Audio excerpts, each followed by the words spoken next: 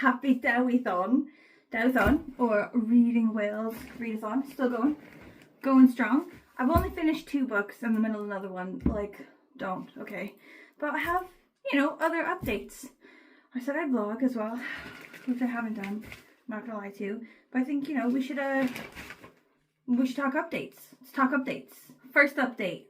In the world of Welsh literature that I'm pursuing this month. Look what I found on the free book exchange shelf at work. LOL! Look at it! I don't know when this was published. Like, I'm gonna say 79. The person who did this cover is probably dead now. Okay, but he's left something behind to contribute to humanity, to be proud of. Okay? He has contributed to culture and society by giving us this book cover. It smells like my grandma's garage, okay? And it even looks a little bit like her garage. I feel like everything in here is gonna be disgusting. It's gonna be so offensive, okay? Also, what the Daily Express from 1979 calls very saucy, okay? Because the characters in this book are Uncle Oswald and a girl, quote, absolutely soaked in sex. Okay, I'm gonna read this so that you don't have to, okay? And then I'm gonna tell you all of the parts of it which are hilariously disgusting. You've got that to look forward to. You're welcome. Next update in the world of things I've found to do with Welsh literature this month.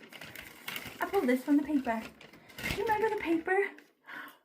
It's the greatest thing I've done this year. My New Year's resolution. I don't know if I told you in Vlogmas. I think I told you in Vlogmas. My New Year's resolution was to get the actual physical paper. Because getting my news from the internet was not a change for the better in my life. It was a change for the worse. It's like anxiety jolts all the time. I get the news 24/7, just like even when I've opened my phone on the toilet, and I'm trying to wind down for bed, and now I'm worried about World War III. Do you know what I mean? So now I just get my news in snippets, okay? Just the most important bits, and only when I want them. When I sit down for a light read at breakfast or in the evening, etc. I mean, like, the headlines are still stressful as shit. So no lack of anxiety there. Do you remember, I just was thinking this the other day actually, reading the paper. Do you remember in the 90s and early 2000s, when you'd read the paper and it'd be a slow news day, right? And the biggest headline that they could find for the newspaper is just some sort of councilman committed tax fraud or something. I used to steal the paper from my dad, and it was in Colorado Springs, right? Colorado Springs Gazette. And I do remember there just being headlines like so-and-so councilman that nobody gives a shit about committed tax fraud. And not even a lot of tax fraud. Maybe just accidental tax fraud. Can we talk about the difference in severity between the headlines of the 90s and the headlines of now? Shitting hell. Anyway, Dewithon. Sorry. That was off track. The point is, this is in the culture section. Do you remember the culture section? Getting my news online. I do not partake properly in the culture section, okay? But this is the culture section. And it's books they're reading now. It's crime novels and thrillers that come out in March. And look who's here. It's our girl, Claire McIntosh. Claire McIntosh is Welsh. Or she lives in Wales. Or she's from Wales. Don't know. But she was a policewoman in Wales for a long time. And now she writes books about a policewoman. And policewomen, I think, in general. This one I don't think is part of a series to do with her policewoman character. I think it's a standalone. But it's called It's Not What You Think. It comes out in March. And it is about convicted her husband is cheating. Nadika prepares to confront him, only to find him dead. Bum bum bum! As suspicion spirals, McIntosh dismantles all assumptions with a series of jaw-dropping twists.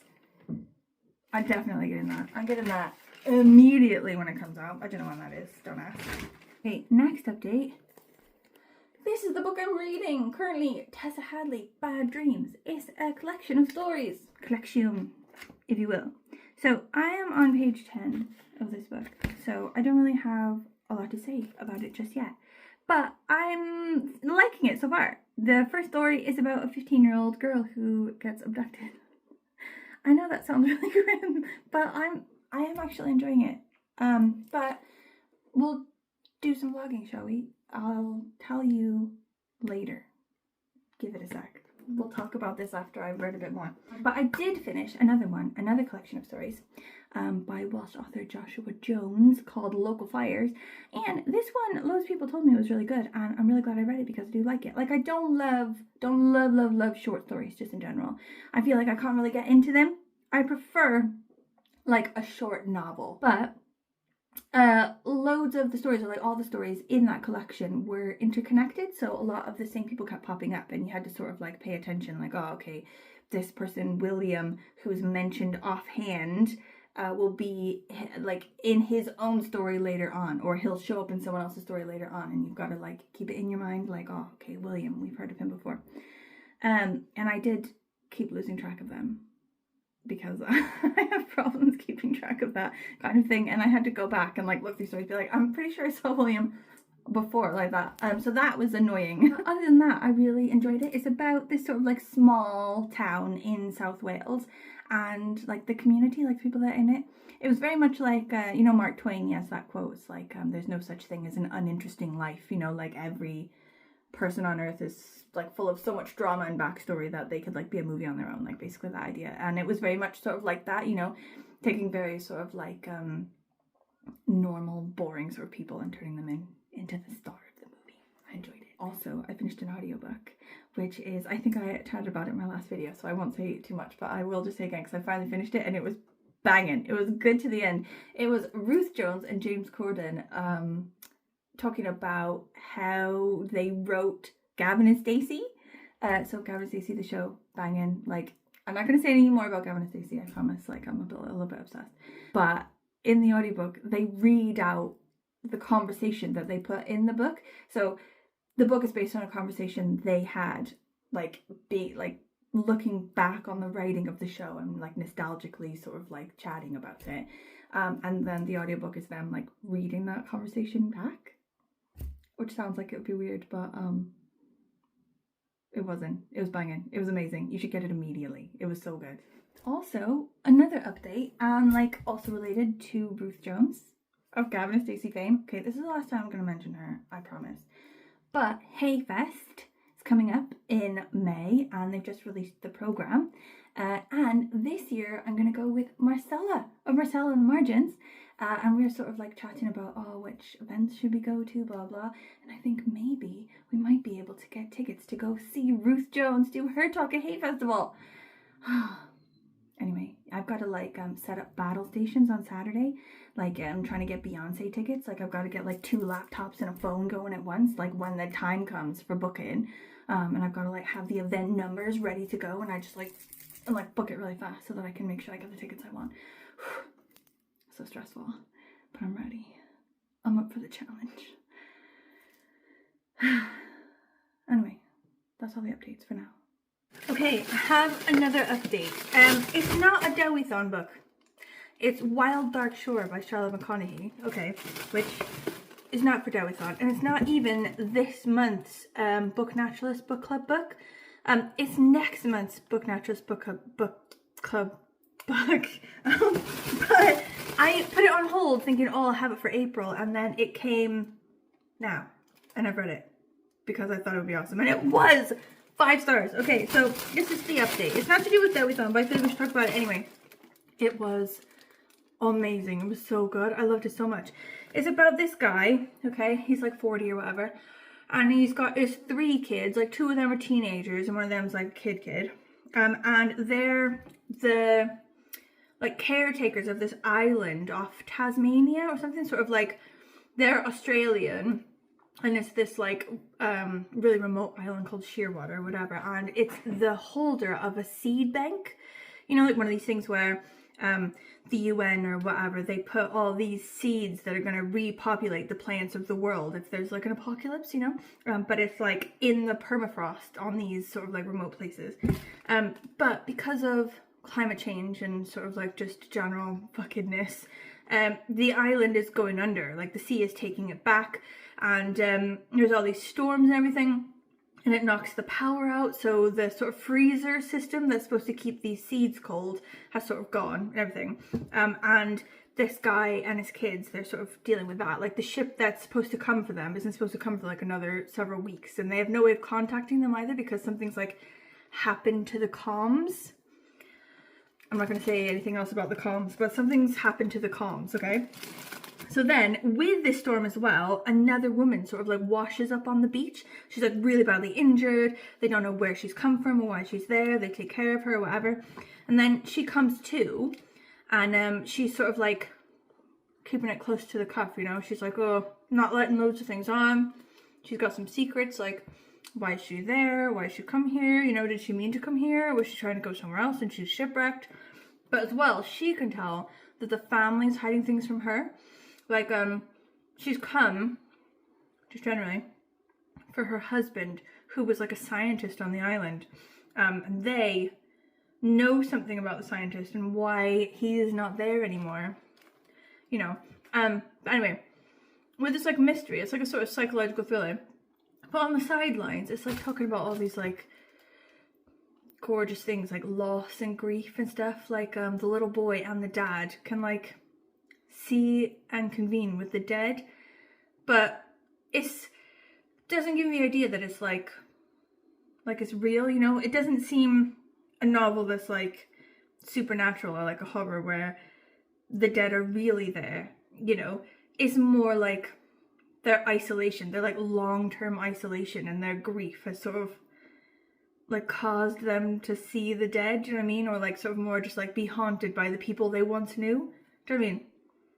Anyway, it's gorgeous. Like the sort of like descriptions of like the people and how they're thinking and how they're feeling, as well as like the natural environment around them. Like the kids are obsessed with like the natural creatures that are there, like seals and whales and stuff. Obviously, if you like grow up in this absolutely gorgeous sort of like isolated island environment, you're going to be obsessed with the other creatures on the island, aren't you? As well, the little kid, like he's like 9 or something, he's also obsessed with like the seeds that are in the vault on the island. You know, he knows all about the seeds.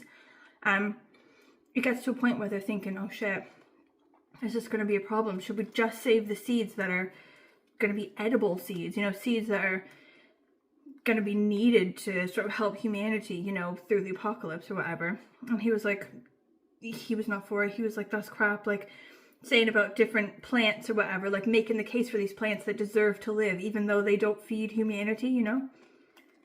Oh, it's heartbreaking and just like friggin' lovely. Like, I think that 100% you should read that one. It was so good. Not Dewithon though, so whatever.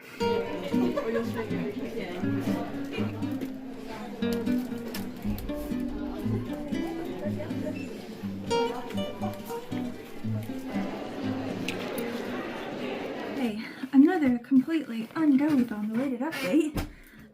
We got another one of theirs. Okay, they are British Library Tales of the Weird.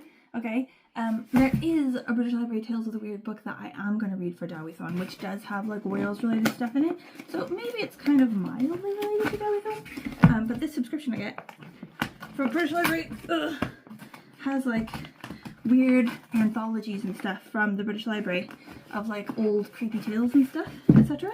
I get one every month. This month's one is The New Flesh, Tales of Shapeshifters and Strange Transformations. Holy shit. For millennia, tales of strange transformations have grappled with the terrifying question, what if our flesh and form are unfixed and liable to deceive us? Tracing this thread through the annals of horror fiction, Mark Morris has assembled 13 metamorphic tales featuring shape-shifting beasts, sly flatworms, insectoid hybrids, and altered humans, including classics by Roald Dahl! It is Dewithon related! Roald Dahl. He's from Cardiff. He's Welsh. It counts. I'm adding this one! So, I've been going through my books weirdly slowly, and I think I've cracked why. So I've recently moved, and we've moved to the burbs. Before we used to live like more like inner city urban-ish. We had like cafes and everything all over the place, and now that we live in the burbs, there really aren't that many. There are a couple, but they're open at weird times of day and like are really expensive, you know, so I don't go there as much. And I realized The vast majority of the reading I do is in cafes, etc. Like places I've gone specifically to read and like have a coffee. Now that I don't do that as much, like I'm saving money, so there's that. But also I'm going through my books at a way slower rate. So I've picked out all these books for Dewithon, like the exact amount that I figured that I would read in a month, and it's based on old monthly book consumption. But I'm adding this one anyway. It includes Roald Dahl, so it counts. She counts, bro! So every month it comes with something weird, like this. Look at this weird thing. I think it's always based like a bit on the cover, and then it gives you like an art thing. But there's this one as well. What's this? Actually, I love that. Skeletons of a human and a bird. Recolored woodcuts from Monstura Mystoria, 1642. I love that. I'm gonna frame that and put that on my wall. That's well haul. Okay, it is UK Mother's Day today, which I love. Because, you know, when you have Mother's Day, so you get stuff for Mother's Day if you're a mother, obviously, but then you've also got to do stuff for your mother and grandmother or whatever, so you don't get to have a day all for you. But because UK Mother's Day and US Mother's Day are 2 different days, I do just get to have this day. I don't have to worry about my mom's Mother's Day until May. I can just have it. So I've made my husband and my child go to Ikea. Because I love it there and they hate it there. But we did have very cheap lunch with plant balls and gravy, and I think that did warm up my husband to Ikea a little bit. He was like, oh, it's so cheap. But then they did exhaust themselves, or I exhausted them walking them around the thingy. But we got this like trolley thing, this like little cart thing, this book cart thing, that I've always wanted, but never really like had any reason to have. And it's like a whole £29. I was like, that's not an expense I can make to just have some random clutter in my house that I'm not going to use. But my kid now, she's got a desk, and she's starting to do like more creative stuff just on her own, like more writing and colouring and stuff at her desk now that she's got a desk. But she's got nowhere to put all that stuff, that new stuff she's acquiring to do at her desk. And I was like, right, you know, we need book trolley. So we've got one. We're going to build it now. Okay. Roskog! Roskog! Oh my god, I'm already intimidated by the amount of parts. Oh, like you see the situation in here? Like, what? This doesn't make sense.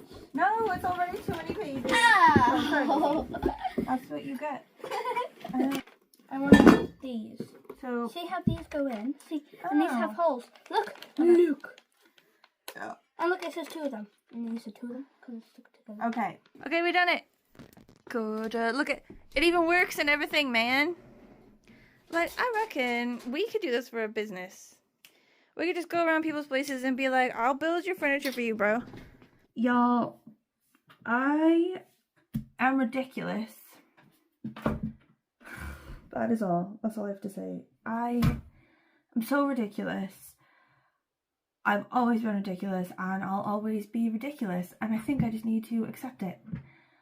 I think when I was a child, there was a time when I was a child, and I was like, I'm ridiculous now, but I will eventually grow into myself like a puppy with big paws, and I will become a strong, confident, wise, sophisticated woman, the woman I was always meant to be.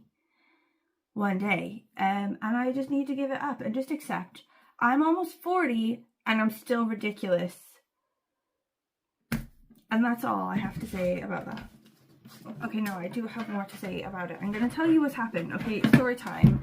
I have recently moved to my house. Okay, I moved in November, and I haven't been around to see anyone. I don't know any of the neighbors really that much because it's been very crappy weather. Okay, it's rained almost every day since January started. We moved at a terrible time weather-wise. I don't get around. Okay, I don't go outside. Nobody goes outside. Why would you go outside? It's Wales in winter. Okay, so now it's sunny. The sunshine is amazing, and it's lit everyone on fire, and now everyone needs to be out and about. And I was in the backyard. I was like, oh yeah, okay, so now I'm happy. You know, I'm really reaping the rewards of living here in the burbs, you know, because I've got a backyard, and I've got a sun trap area with outdoor furniture. I was like, I'm gonna go back there. I'm gonna be very sophisticated. I'm going to wear sunscreen. And I'm going to bring a coffee and a newspaper, and I'm going to spend a bit of my morning back here, right? So I was back there, forgot the sunscreen, but I was like, it's fine. I don't need it right now. I'm only going to be back here for like a little bit, and it's March. It's fine. So my husband, he comes out. He's like, hey, what's up? Oh, it's lovely back here. Chat. Okay, I'm going to take the dog for a walk. Okay. And he goes back in. So me, 5 minutes later, whatever, I got a work meeting coming up. I got to pee. I finished my coffee, you know, finished the paper. I'm like, oh, that was delightful. I feel like this has been a great day. And then I went to go inside, and I couldn't get inside. My husband, when he left, on autopilot, had locked the door, okay? And we live in a Victorian house on a Victorian road, surrounded by Victorian terraces, okay? There's no way to get around. Okay, I got huge walls walling in my backyard, and it's huge walls walling in all the other backyards with no space in between them in a wall like this. Oh, like we're in the middle of the terrace. There's like 6 yards on all sides. We do have a back lane where we can get out the back, but it's locked. I've never used it before. I don't even know where that key is. Okay, definitely don't have it outside. Also, when I'm going outside to have the paper and a coffee as a sophisticated, strong, confident woman, why would I bring my phone, bro? Of course I wouldn't bring my phone. I don't even know where my phone is. I mean, I know where it is now. I'm using it. Okay, but at the time, did not have it. And did not have shoes. I feel like you know where this is going. So, I've got to pee. I've got to get to a work meeting. That's very important. I don't have any shoes. I'm trapped in the backyard. Okay? I have to get the picnic table, okay, push it against the wall, stand on the picnic table, climb over the top of one of these massive walls, and hope that jumping down on my little leggy pins with no shoes, isn't gonna break my whole legs, because it was far, bro. It was far. And when I tried to inch myself between these walls, and then I prayed to Jesus. I was like, dear God, I know that I'm not Catholic anymore, but if you have anything in your heart, and I jumped, okay, and I hurt the fuck out of my ankle. I'm pretty sure it's probably fine, but we don't know that because it really hurt, okay? So then I'm barefoot in someone else's backyard that I don't really know very well. They're lovely people now, and now I know them, so there's something, okay? But I didn't really know them before, so I'm like, bing, bing, bing, bing, bing, bing, bing, bing, up to their living room window like a psycho. Knock, knock, knock, knock, knock. Hi, so sorry to bother you. Okay, guy, pretty sure I gave him a fucking heart attack. He's just trying to sit, have a little bit of a snack, watch a bit of television in the middle of the day in his fucking living room, and he's got an intruder out the back. Okay, so he, comes and he opens it, and he's understandably confused. I had to explain, I'm so sorry, I'm ridiculous. I had to climb over your wall. Would you mind if I come through your house to the front? I'm thinking, please God, let the front door be open. Please God. Okay. No, it wasn't. Just to let you know. Just to spoiler alert. I went all the way through their house. I was like, oh, hi, sorry. Oh, I'm so sorry. Oh my God, you're so lovely for this. Thank you so much. I owe you so much. Out to the front, to my house, still locked. Can't get in. The guy, the neighbor who let me out through his house, he's looking at me. He's like, she's fucked. She doesn't know what she's doing. She doesn't know where she's going. He's thinking about what should he do? Should he invite me in? But I'm like, it's okay. It's okay. It's under control. I will sort this out because I am resourceful. I run to the end of the road on my little bare feet. Bing, bing, bing, bing, bing. I probably got tetanus now, just to let you know. Okay, I'm like, James, my husband, walking the dog, hasn't left that long ago. And my old dog, she's 13 years old. She's very slow. Okay, it's likely they haven't even gotten that far. If they're at the park, which I think they are, probably, it's a lovely day, I can maybe catch them. So I'm like, bing, bing, bing, bing, bing, bing, bing, bing, bing, bare feet, all the way down the road. Avoided some glass, avoided some teenagers who are definitely talking about me now. Okay, go to the park. Nothing, nobody, can't find them anywhere. I'm like, I'm gonna have to retreat. All the way back home, bing, bing, bing, bing, bing, bing, bing, tetanus all the way, bing, bing, bing, bing, bing, bing, bing, bing. Okay, get there. The neighbors are still there, and I'm telling them, I'm like, I can't even tell you the hideousness of the situation. I gotta pee so bad. And they were like, oh my God, honey, you can use our toilet. And I was like, I'm so sorry. So I peed there. But I was like, hey, has my husband ever called you? Do you have his number? She's like, no. I was like, are you in the street WhatsApp group? I was like, please be in the street WhatsApp group. I'll just phone him, have him come home. She's like, no. we're not. And I'm like, shit. Okay, so new idea, right? Find someone who is in the WhatsApp group. So back on the road, bing, bing, bing, bing, bing, barefoot. I remember my husband saying something about women who was asking in the WhatsApp group about the pub down the road and like when they close and stuff like that. And I was like, oh, okay, she's definitely in the WhatsApp group. Please be home. So I ding dong, you know, wait a bit, thinking, no, she's definitely not home. Actually, it's weird. Should I go? Should I just run away? But it's a Ring doorbell. She can see me on the camera. My face is probably like this. Just stay. Just commit. Just stay. Time's going. It's getting longer. I'm thinking, should I go? And then door opens. Okay, and she's like, also, again, confused. She doesn't know me from Adam. Okay, I've got nothing on. I'm wearing this, bro, because I was suntanning in my yard. I got no shoes. Anyway, I'm like, I'm so sorry to bother you. I'm Heather. I am ridiculous. I would just like to let you know. Are you in the WhatsApp group? And would you mind if I dropped a little note in there to say to my husband to get the fuck home because he's left me outside? So we did. We phoned him and he was like, I'm really sorry about that, but I am literally as far away as I could possibly be. So we still have to walk all the way home, and Maisie's 13 years old and walks really slow. And I was like, brilliant. So our lovely neighbour she gave me a glass of water and we sat in the backyard and we talked about stuff. Turns out her son is going to the same school that my kid will go to eventually, so now she'll have like a little, you know, an older neighbor to look out for her, which is good. But also, why am I so ridiculous? 3 neighbors now fully understand the extreme ridiculousness of my life. And I know what you're going to say, this is James' fault. Yes, you're right. It is James' fault.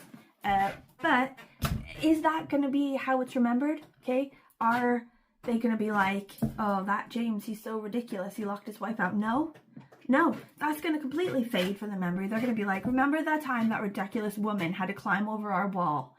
Or remember that time that ridiculous woman had to ask us about this WhatsApp thing because she got locked out of her house as a grown adult-ass woman with no shoes. I'm dead. I'm spiraling.